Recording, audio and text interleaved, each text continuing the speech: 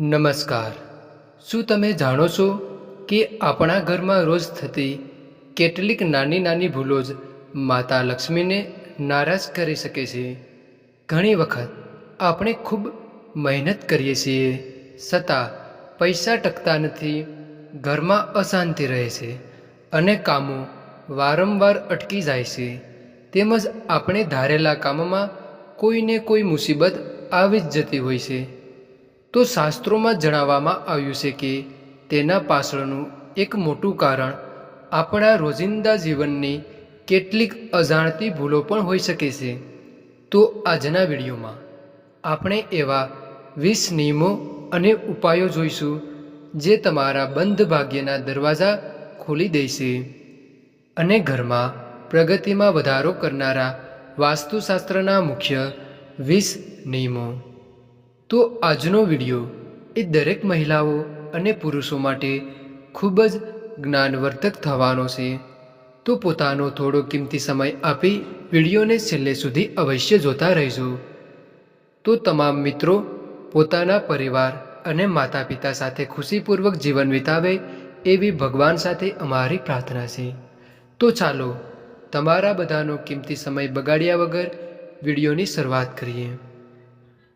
તો આજના વિડીયોમાં આપણે એ બાબતો જોઈશું કે એક એવી વસ્તુ જેને ઘરમાં નિયમિત પ્રગટાવવાથી નકારાત્મકતા દૂર થાય છે અને શુભ ઉર્જાનો પ્રવેશ થાય છે. અને રસોડામાં રોજ થતી એક સામાન્ય ભૂલ એવી છે જેના કારણે ઘરની પ્રગતિ અને બરકત ધીમે ધીમે ઓછી થવા લાગે છે.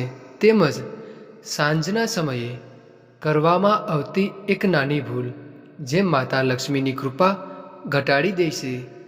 અને ઘરમાં રાખેલી એક સામાન્ય વસ્તુ જો ખોટી કોઈ જગ્યાએ મૂકવામાં આવે તો વાસ્તુદોષ વધે છે અને આર્થિક મુશ્કેલીઓ પણ આવી શકે છે. અને છેલ્લે આપણે એ નિયમ જોઈશું કે જેને મોટા ભાગના લોકો અવગણે છે, પરંતુ શાસ્ત્રો મુજબ આ એક જ નિયમનું પાલન કરવાથી જીવનમાં સુખ, શાંતિ અને સમૃદ્ધિના નવા માર્ગો ખુલવા માગે છે. તો સૌપ્રથમ આપણે વાત કરીએ કપૂરની. કોઈ પણ શુભ કે માંગલિક કાર્યમાં કપૂરનું વિશેષ મહત્વ માનવામાં આવે છે. ધાર્મિક માન્યતા મુજબ ઘરમાં નિયમિત કપૂર પ્રગટાવવાથી નકારાત્મક ઉર્જા દૂર થાય છે અને વાસ્તુદોષની અસર પણ ઓછી થઈ જાય છે. તેથી અઠવાડિયામાં ઓછામાં ઓછું એક દિવસ તો ઘરમાં કપૂર અવશ્ય પ્રગટાવવો જોઈએ. તેની સાથે જ શાસ્ત્રોમાં દાનનું પણ ખૂબ જ મહત્ત્વ જણાવાયું છે. ખાસ કરીને અન્નદાનને તમામ દાનોમાં શ્રેષ્ઠ માનવામાં આવ્યું છે. કહેવાય છે કે જે વ્યક્તિ પોતાની શક્તિ પ્રમાણે જરૂરિયાતમંદને અન્નનું દાન કરે છે તેના ઘરમાં અન્ન અને ધનની કમી લાંબા સમય સુધી રહેતી નથી. હવે આગળ બીજું. જો ઘરની માલકીન સવારે સ્નાન કર્યા પછી મુખ્ય દરવાજા પર તાંબાના લોટાથી પાણીના સાટા કરે અને ભગવાનનું સ્મરણ કરે તો તેને પણ ખૂબ જ શુભ માનવામાં આવે છે. પૂજા ઘર શક્ય હોય તો ઈશાન ખૂણામાં રાખવું જોઈએ અને દેવી દેવતાઓનું મુખ હંમેશા પૂર્વ દિશા તરફ રહે તેનું ધ્યાન રાખવું જોઈએ. સવારે અને સાંજે નિયમિત આરતી કરવાથી ઘરમાં આધ્યાત્મિક વાતાવરણ જળવાઈ રહે છે. આગળ ત્રીજું મહત્વનું. ઝાડુ એટલે કે સાવરણીને ક્યારેય પણ ઊભું રાખવું નહીં અને તેના પર પગ પણ મૂકવો જોઈએ નહીં અને તેને ખુલ્લામાં પણ રાખવું ના જોઈએ. અઠવાડિયામાં એક વખત સમુદ્રી મીઠું અથવા તો સિંધવ મીઠું નાખીને પોંચો એટલે કે પોતું કરવાથી નકારાત્મકતા ઓછી થાય છે એવી માન્યતા ગણાય છે. ઘરમાં ઝાડા ન થવા દેવા અને સમયસર સફાઈ રાખવી એ પણ ખૂબ જ જરૂરી છે. શાસ્ત્રોમાં સૂર્યાસ્ત પછી ઝાડુ મારવાનું યોગ્ય માનવામાં આવતું નથી. એવી માન્યતા છે કે સાંજના સમયે ઝાડુ એટલે કે સાવરણી મારવાથી ઘરની સમૃદ્ધિમાં ઘટાડો થઈ શકે છે. તેથી શક્ય હોય ત્યાં સુધી ઘરની સફાઈ દિવસ દરમિયાન જ પૂર્ણ કરી દેવી જોઈએ. અમાસના દિવસે ઘરની સારી રીતે સફાઈ કરવી અને બિનજરૂરી અને તૂટેલી વસ્તુઓ દૂર કરવી અને ઈશાન ખૂણાને ખાસ કરીને સ્વચ્છ રાખવું જોઈએ. આ સ્થાનને સૌથી પવિત્ર માનવામાં આવે છે, તેથી અહીં ગંદકી કે ભારે સામાન રાખવું ન જોઈએ. ચોથું, પીપળાના વૃક્ષને. તો આપણા શાસ્ત્રોમાં પીપળાના વૃક્ષને અત્યંત પવિત્ર માનવામાં આવ્યું છે. એવી માન્યતા છે કે શનિવારના દિવસે એટલે કે શનિવારના દિવસે પીપળાના વૃક્ષ પાસે સરસવના તેલનો દીવો પ્રગટાવી ભગવાનનું સ્મરણ કરવાથી જીવનના અનેક અવરોધો ધીમે ધીમે દૂર થવા લાગે છે. ઘણા લોકો કાળા તલ, કાચું દૂધ, ગોળ અને ગંગાજળ પણ અર્પણ કરે છે. ઉપાસના પૂરી થયા બાદ પાછળ વળીને ન જોવાની પણ એક પ્રાચીન પરંપરા ગણાય છે. હવે આગળ પાંચમું, વાત કરીએ સાંજની પૂજાની. તો દરરોજ સાંજે ભગવાનની આરતી કરતી વખતે સરસવના તેલનો દીવો પ્રગટાવી તેમાં 2 લવિંગ મૂકવા એ શુભ માનવામાં આવે છે. જો શક્ય હોય તો આ દીવો ઘરના મુખ્ય દરવાજા પાસે પણ પ્રગટાવી શકાય. એવી માન્યતા ગણાય છે કે આ ઉપાયથી દેવતાઓની સાથે પિતૃઓના આશીર્વાદ પણ પ્રાપ્ત થાય છે અને ઘરમાં પ્રગતિમાં અચાનક ધીમે ધીમે વધારો થવા લાગે છે. અને જ્યારે પણ રોટલી બનાવો ત્યારે તવો એ ગરમ થયા પછી તેના પર દૂધના થોડા ટીપા છાંટવાની પરંપરા પણ અત્યંત શુભ માનવામાં આવે છે.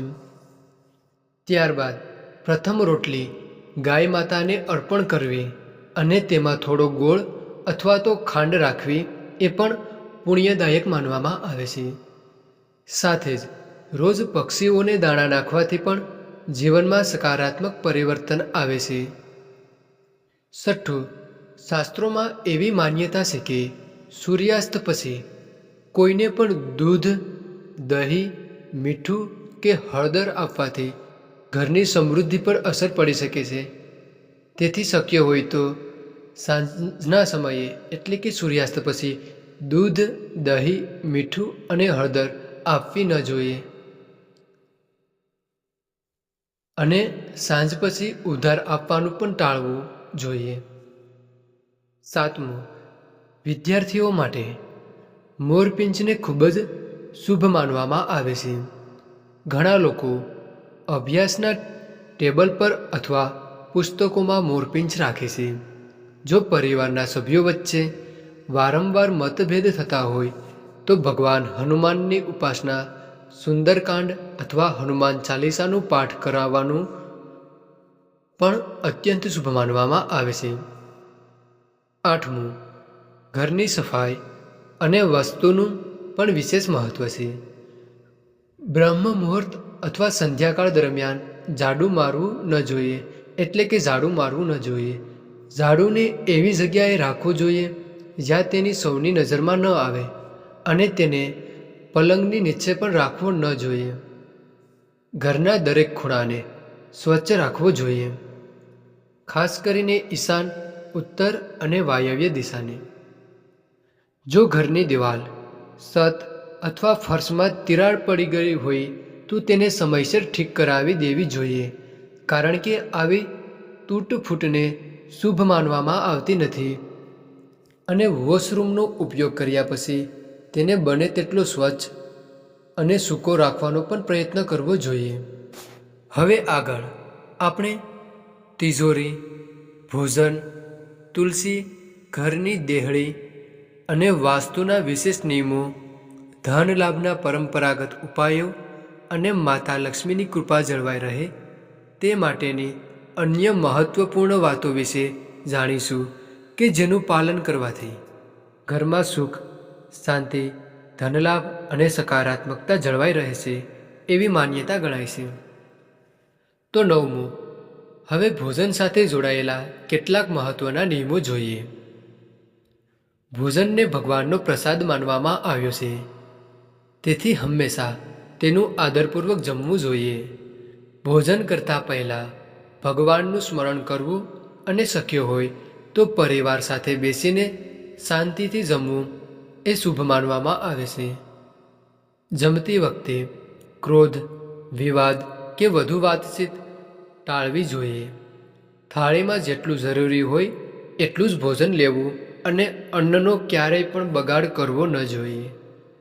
ભોજન પૂરું થયા પછી થાળીમાં હાથ ધોવા જોઈએ નહીં અને ગંદા વાસણો એ લાંબા સમય સુધી પડેલા રહેવા ન દેવા જોઈએ. શાસ્ત્રો મુજબ પૂર્વ અથવા તો ઉત્તર દિશા તરફ મુખ રાખીને ભોજન કરવું એ શુભ માનવામાં આવે છે. તો ભોજન કરતી વખતે પૂર્વ અથવા તો ઉત્તર દિશા તરફ મુખ રાખવું શુભ ગણાય છે. જમતી વખતે જૂતા, ચપ્પલ પહેરવાની તો સખ્ત મનાઈ કરવામાં આવી છે. સવારે ઉઠ્યા પછી કુલ્લા કર્યા વગર પાણી અથવા ચા પીવાની આદત પણ યોગ્ય માનવામાં આવતી નથી. 10. તુલસીના છોડ લગભગ દરેક હિન્દુ ઘરમાં શુભ માનવામાં આવે છે. તેને યોગ્ય દિશામાં રાખીને નિયમિત પાણી આપવું, સાંજે દીવો પ્રગટાવવો અને પૂજા કરવી એ શુભ ગણાય છે. મુખ્ય દરવાજો હંમેશા સ્વચ્છ રાખવો અને ઘરની ઉત્તર દિશામાં હરિયાળા છોડ લગાવવા અને સુગંધિત ફૂલોના છોડ ઉગાડવા એ પણ વાસ્તુમાં ખૂબ જ શુભ માનવામાં આવ્યું છે. હવે આગળ 11. ઘરમાં તિજોરી અથવા તો જ્યાં ધન રાખવામાં આવે છે તે સ્થાન પર સ્વચ્છ અને સુગંધિત રાખવું જોઈએ. કેટલાક લોકો પીળા કપડામાં હળદરની ગાંઠ, થોડા ચોખા, કોડી અથવા તાંબા ચાંદીના સિક્કા રાખે છે. આ ઉપાયો ધાર્મિક માન્યતાઓ પર આધારિત છે અને સમૃદ્ધિનું પણ પ્રતીક માનવામાં આવે છે. સાથે જ તિજોરીમાં સુગંધ માટે ચંદન, અત્તર અથવા તો અગરબત્તી રાખવાની પણ પરંપરા છે. હવે આગળ 12. આપણા શાસ્ત્રો ઘરના દરેક સભ્યના સન્માન પર ભાર મૂકે છે. ખાસ કરીને ઘરની મહિલાઓનું સન્માન કરવું, કોઈ પણ પ્રકારના વ્યસનથી દૂર રહેવું, હંમેશા સત્ય બોલવું અને સ્વચ્છ જીવન જીવવું એ ખૂબ જ જરૂરી માનવામાં આવે છે. ફાટેલા કપડાં અથવા ફાટેલા પાકીટનો ઉપયોગ તો ન કરવો અને રૂપિયા પાછળની ખિસ્સામાં પણ ન રાખવા અને શરીરની સ્વચ્છતા પર ખાસ ધ્યાન આપવું જોઈએ. નખ અને વાળ સમયસર કાપવી દેવા જોઈએ તેમજ ઘરમાં ગંદકી ન ફેલાવી જેવી સામાન્ય બાબતો એ પણ સુખી જીવન માટે ખૂબ જ મહત્ત્વની માનવામાં આવે છે. આગળ 13. જો ઘરમાં પૂજાઘર બનાવવાનું હોય તો તેને યોગ્ય સ્થાન પર બનાવવું જોઈએ. પૂજાઘરમાં જરૂર કરતાં વધારે મૂર્તિઓ કે એક જ દેવતાની ઘણી બધી તસવીરો રાખવી યોગ્ય માનવામાં આવતી નથી. દેવદેવતાઓની મૂર્તિઓને હંમેશા સ્વચ્છ રાખવી, દરરોજ દીવો અને આરતી કરવી, પૂજાઘરમાં પવિત્રતા જાળવવી એ સૌથી મહત્ત્વની બાબત છે. હવે આગળ આપણે ઘરની દેહળી વિશે ખાસ માહિતી જોડીશું.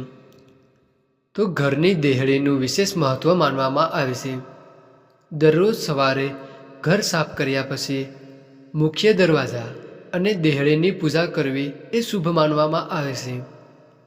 દેહળી પર કંકુ અને હળદરથી સ્વસ્તિક બનાવવું, સાંજના સમયે ત્યાં ઘી અથવા તો તેલનો દીવો પ્રગટાવો અને સમયાંતરે કપૂરનું ધૂપન કરવાથી ઘરમાં સકારાત્મક વાતાવરણ જળવાઈ રહે છે.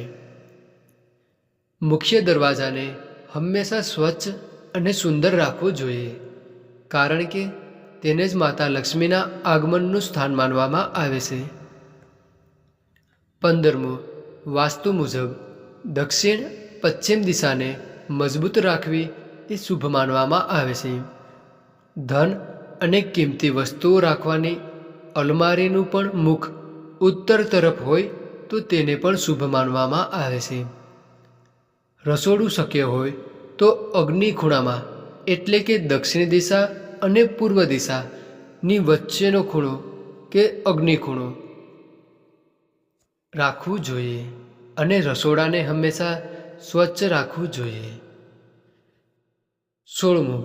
રાત્રે પરિવારના બધા સભ્યો ભોજન કરી લે ત્યારબાદ રસોડું સાફ કરીને ચાંદીની નાની વાટકીમાં કપૂર પ્રગટાવી આખા રસોડામાં ફેરવવાની પણ એક પરંપરા છે.